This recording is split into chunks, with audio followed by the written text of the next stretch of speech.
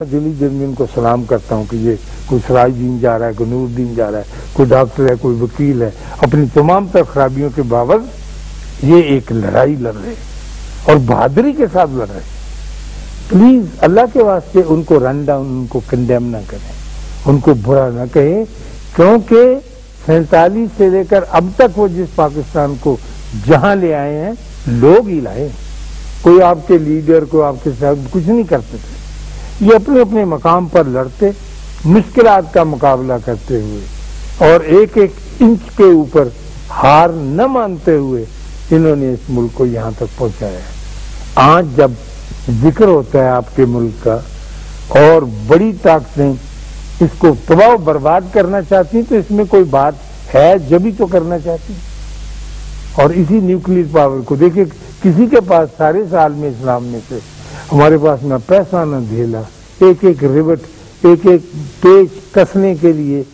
خاص قسم کے پیچ جو فرانس سے آتے۔ میں نے ایک فلم دیکھی تھی، اسلامک بوم اس کا نام تھا، کہ انہوں نے کیمرہ دور لگایا ہوا تھا کہ look here there is a man he is putting an over all on his body, ابھی نکلے گا، وہ کوئی مسٹر بٹ کہنے گے، یہ دیکھو فرانس کی فلم بنی ہوئی اور یہ ایک بہت چالاک آدمی ہے جو اکاؤنٹس کے محکمے میں ہے پاکستان ایمبیسی میں۔ اب یہ نکلے گا کہ جو وہاں کی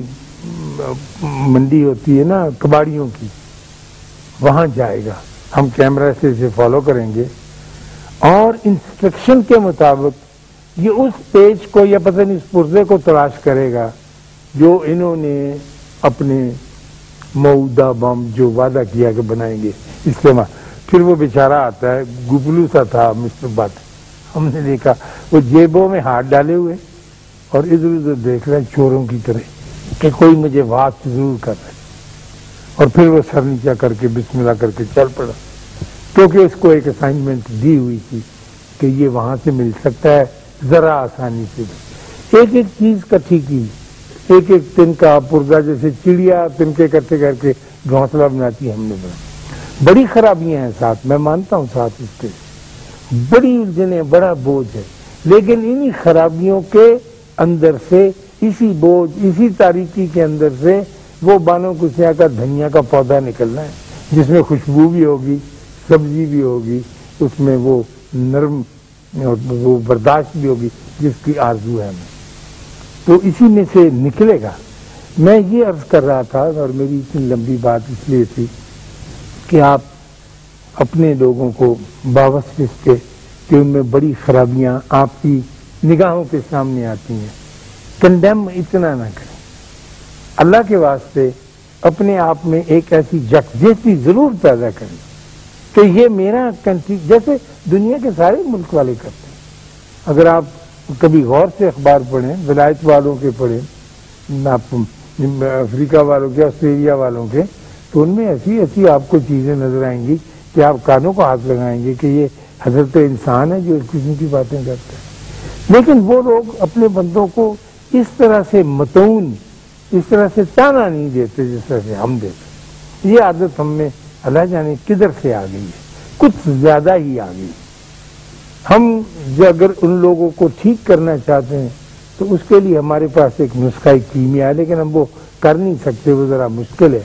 کہ اگر آپ کو پتہ چلے کہ آپ کے محلے کا ایک دکاندار، بیویوں کو خاص طور پہ اس پہ توجہ دینی چاہیے کہ بے ایمان ہے، چالاکی ہے، ملازم کو سودا جو ہے وہ گھٹیا گھٹ تول کے دیا، تو وہ بجائے اس کو شکایت کرنے کے اگر ایک چھوٹا سا جانماز کونے میں بچھا کے 2 رکعت نماز نفل پڑھیں اور یہ کہیں کہ اللہ میاں یہ جو غفوری ہے یا نورا ہے یا جو بھی ہماری دکاندار نے، اس کی تو مدد کر، اس میں سے یہ چیز نکال دیں،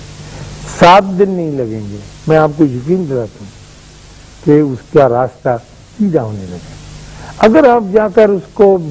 اس کے ناک میں دم کرنا شروع کریں گے اور اس کو کہیں گے کہ تو بے ایمان آدمی، تو بتا میں بہت اچھا آدمی ہوں، اس کا مطلب یہی ہوتا ہے نا،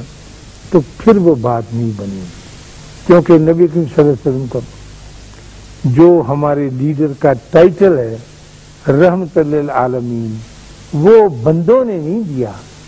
وہ ان کو کہیں اور جگہ سے عطا ہوا ہے، اور وہ رحمت للعالمین ہے سارے لوگوں کے لیے، سارے مذہب کے لیے۔ اس کا ایک چھوٹا سا ذرہ، نمک کبھی آپ نے دیکھا ہے، اس کا ایک اتنا سا ذرہ جو ہے وہ ہم اپنے اندر کسی طرح سے گھلا لیں اور اس کو یہ مان لیں کہ میرے نمک کا یہ ذرہ جو میں نے چنا اس ریگستان سے ہے جو انبیاء کی جگہ تھی رہنے کی، تو پھر وہ آپ کی بڑی مدد کر سکتے ہیں۔ اگر آپ ان کو مارتے رہے، ان کے خلاف ایڈیٹوریل لکھتے رہے، ان کے خلاف کالم لکھتے رہے، تو نفرتیں اور بڑھتی چلی جائیں گی، یقین کا دامن اور چھوٹتا چلا جائے گا،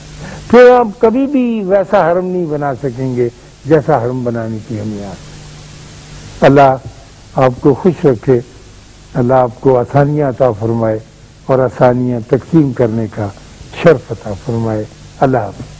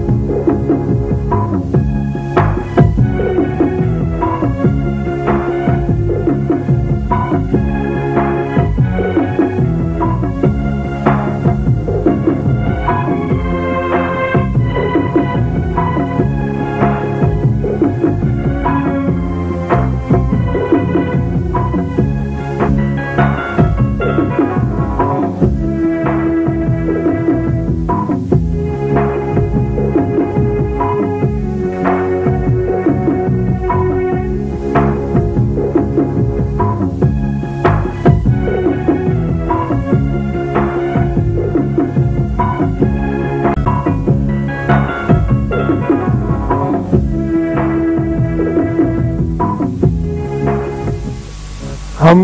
اہل زاویہ کی طرف سے آپ کی خدمت میں سلام پہنچتے۔ مجھے ٹھیک سے یاد نہیں کہ میں یہ بات آپ سے پہلے بھی کر چکا ہوں یا پہلی مرتبہ کرنے لگا ہوں، لیکن یہ ہے اتنی ضروری اور اہم کہ اگر یہ دوبارہ بھی ہو رہی ہے تو پھر بہت سے لوگوں کے سننے کی ہے جنہوں نے اس سے پہلے نہیں سنی یہ بات۔ ہمارے گھر کے اندر ایک پرانا گراج ہے جس میں فضول چیزیں، گدڑ پھوس، پرانا ٹوٹا چرخا، رضائیاں، اس قسم کی چیزیں پڑی ہیں جن کا کوئی خاص استعمال نہیں۔ وہاں پر ایک پرانا بڈھا ریڈیو بھی پڑا ہے، لکڑی والا ریڈیو جس میں ٹیوبیں ہوا کرتی تھی، تو اس کو کوئی اب استعمال نہیں کرتا، لیکن وہ ٹھیک ٹھاک ہی ہے۔ مجھے پچھلے دنوں ایک ڈبے کی ضرورت پڑی وہاں سے کہ میں لوں، اور اس میں کچھ سامان رکھنا تھا، ٹین کا ڈبہ بڑا اچھا ٹھیک ٹھاک مل گیا۔ اس کے اوپر ایک لیبل لگا ہوا تھا، وہ لیبل اتارنے کی ضرورت تھی،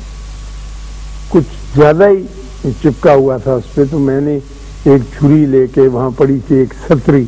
اس سے کھرچنے کی کوشش کی، پھر میں نے ریڈیو آن کر لیا، وہ بجنے لگا بڑا اچھا ٹھیک ٹھاک ریڈیو، ایسے بیچارے کو اس میں قید خانے میں ڈالا ہوا ہے، تو بجنے لگا تو اچھا میری پسند کا گانا بھی تھا ہمارے زمانے کا، جائیے کبوترا والا جو گانا تھا، تو وہ بھی سننے لگا، لیکن اس کی آواز ذرا مدھم تھی اور کلیئرٹی نہیں تھی اس میں اتنی زیادہ۔ تو میں نے آگے بڑھ کے یہ کوشش کی اس کی نوب جو ہے والیوم اونچی کرنے کی کروں، تو جو ہی میں نے اپنا ہاتھ اس کے قریب کیا اس کی آواز اونچی ہو گئی۔ میں نے اسے چھوا نہیں، میرا کوئی لمس نہیں ہوا اس کے ساتھ، لیکن آواز اونچی ہو گئی۔ پھر میں نے ہاتھ پیچھے کیا تو آواز مدھم ہو گئی۔ پتہ نہیں آپ کو ایسا تجربہ ہوا ہی نہیں، اکثر ہو جاتا ہے۔ میں اس کی کوئی وجہ تو نہیں جانتا الیکٹرانک کی، انجینئرنگ کی، کیسے کیوں ہوتا ہے، لیکن یہ واقعہ ہوا میرے ساتھ۔ جو ہی میں اس کے قریب جاتا تھا، ہاتھ کرتا تھا، آواز اونچی ہو جاتی تھی، واضح بھی ہو جاتی، اور جب پیچھے کھینچتا تھا تو مدھم ہو جاتی تھی، اور الفاظ بھی اچھی طرح سے سمجھ میں نہیں آتے۔ تو میں نے وہ ڈبہ وبا تو چھوڑ دیا، اس کا لیبل اتارنا بھی چھوڑ دیا، اور بیٹھ کے سوچنے لگا کہ قربت جو ہے یہ کتنی اہم چیز ہے۔ یعنی جب بچہ ماں کے قریب ہوتا ہے تو وہ دنیا کا محفوظ ترین آدمی اپنے آپ کو سمجھتا ہے۔ بچوں کے بارے میں یہ عام طور پہ کہا جاتا ہے کہ اگر ان کو یقین ہو کہ ہماری ماں جو ہے گھر کے اندر ہے اور وہ باہر گلی میں کنچے کھیل رہے ہیں، یہ پتنگ اڑا رہے ہیں، اور ان کو پتا ہے کہ 40 گز کے دائرے کے اندر اندر اماں موجود ہے.